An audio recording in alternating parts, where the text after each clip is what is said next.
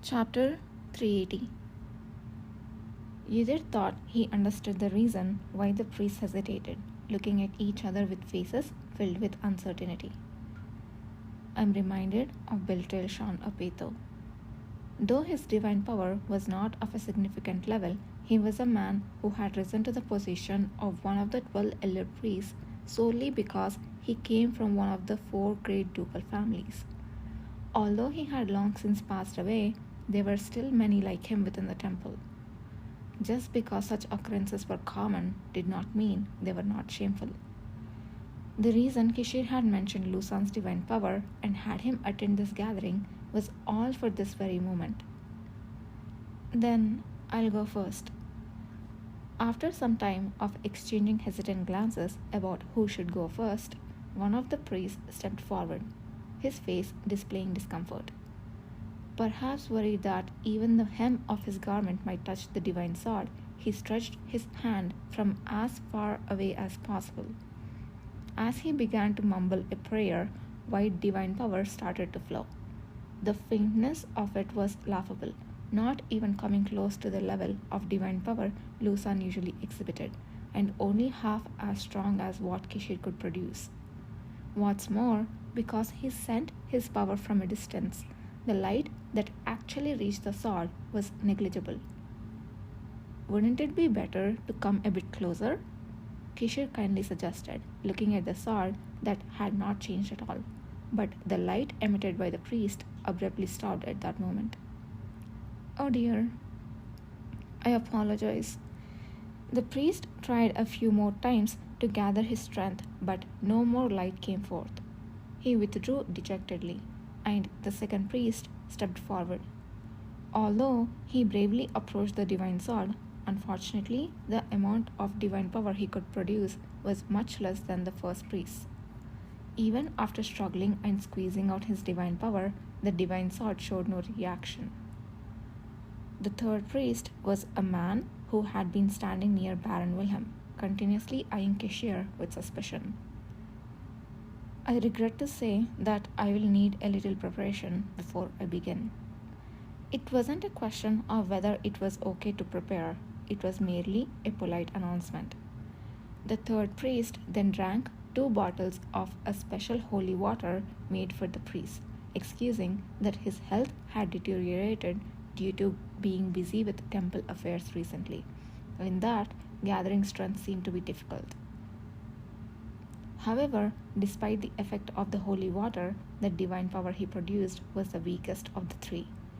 A candle on the verge of going out would be brighter than that. The other 2 priests hastily averted their eyes, as if finding it difficult to watch his earnest and strained efforts.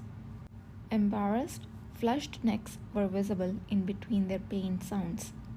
Baron Wilhelm bit his lip, and Michelin, who had been quietly observing, couldn't help but cough to hide his laughter. Priest Futo, perhaps that's enough for now. Michelin, who had barely suppressed his laughter, spoke with difficulty, causing the third priest to bow his head. I can still do more. It's just that the speed at which the divine power is coming out is much slower than usual. I understand how hard it is to exert strength in an unhealthy state, even as a mage. Speaking as someone who admires Prince Futo's excellent sermons, please don't take my concerns the wrong way. Michelin soothed the other party with remarkable skill. Only after being cajoled several times did the third priest finally, yet reluctantly, withdraw his hand.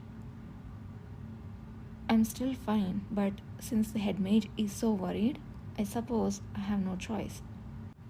Though he tried desperately to appear composed, he couldn't hide the sweat that burst forth from his face, nor his trembling hands. As he was about to withdraw his hand, Baron Wilhelm twisted his lips into a smirk and raised his voice. Ah, how can this be? Despite accepting the divine power of 3 excellent priests, there is no change in the divine sword. I don't know what to think. I'm just as surprised, Kishir said, calmly nodding in agreement. As Kishir played along, Baron Wilhelm twitched his lips momentarily before opening them with a faint, worried expression. Your Highness, have you ever previously confirmed the information that the divine sword reacts to divine power? Do you wish to say that I lied? Far from it, Your Highness.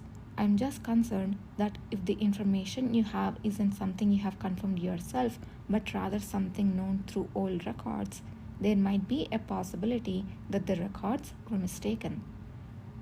Although his explanation was long, in short, he meant that the three priests' divine power wasn't the problem. The suspicion lay with the divine sword. How fortunate we are the only ones here. If others knew about this, imagine how surprised and worried they would be. Despite the Baron's skill in steering the conversation in a direction unfavorable to Kishir merely smiled.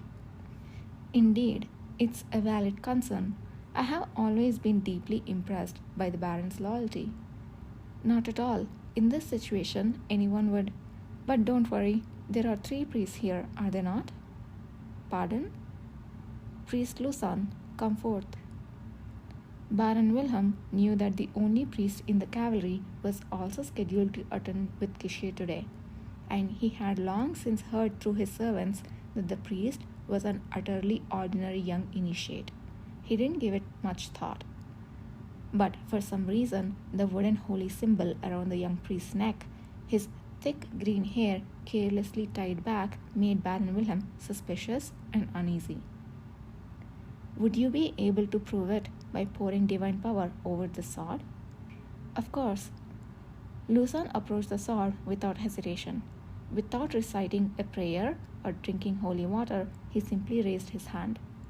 A moment later, a bright white light poured out from his hand like a waterfall, literally covering the blade of the divine sword. ... The three elder priests couldn't hide their shock. Even Baron Wilhelm closed his mouth. After pouring out the light for a long time, Lusan pulled back his divine power with an unlaboured face, and as if it had been waiting, a new light gently rose above the silver blade. Moments later, it shimmered, lifting beautiful characters like a sentence above the blade. That's the scripture. Someone among the elder priests muttered unconsciously. Someone else staggered back. In front of the pure and powerful divine power that no one could doubt, either two felt an overwhelming sensation. This was the first time he had felt such a dense and unique divine power. It was completely different from the divine power that the priest emitted for healing. Yet, even more astonishing was the fact that he could feel that it was essentially the same. Lusan also looked surprised, but he soon knelt down, joined his hands, and assumed a praying position. A long time passed, but the light did not easily show signs of dimming. Kishir clicked his tongue as he pushed the sword back into its scabbard. For some reason, the sword seemed to resist going in, emitting an even stronger light. But when its master shoved it in without hesitation, all its energy instantly ceased, as if it had never existed. Only then did the sound of relieved breaths come from the direction of the elder priest. Kishir, looking down at it indifferently, seized the sword at his waist and spoke. Do you believe now? No one dared to open their mouths. Baron Wilhelm and the three elder priests simply maintained their stunned expressions. I won't expressly forbid mentioning what was seen today. If there is someone who worries excessively again, let them remember that it is tantamount to doubting the god. Please convey that to them. His red eyes swept over Baron Wilhelm's parched face warningly. Baron Wilhelm, I can trust and ask this of you, can't I? The look was intensely affectionate, yet at the same time chillingly cold. Baron Wilhelm, feeling a strange chill running down his back, finally managed to open his dry mouth. Yes, Your Highness. I too will never forget the honor of witnessing this holy miracle and will pass it on. Michelin followed with a respectful salute, placing his hand over his chest. Judith saw for the first time since meeting Michelin Punt a look of pure happiness on his face. And you? The elder priests, receiving Kishir's gaze, also bowed their heads. The priest, who seemed friendly with Baron Wilhelm, answered with a voice as small as a mosquito's, appearing to want to maintain his pride, but the other two showed a demeanor incomparably more subdued than before. Of course, Your Highness. Baron Wilhelm's defeat was as clear as the day, beyond doubt to anyone who saw. Uther looked at the magnificent figure of the man proudly standing even with the splendid sheath of this divine sword revealed, and unexpectedly felt his heart pound. The new master chosen by the divine sword, or this time that sword would not lose its master.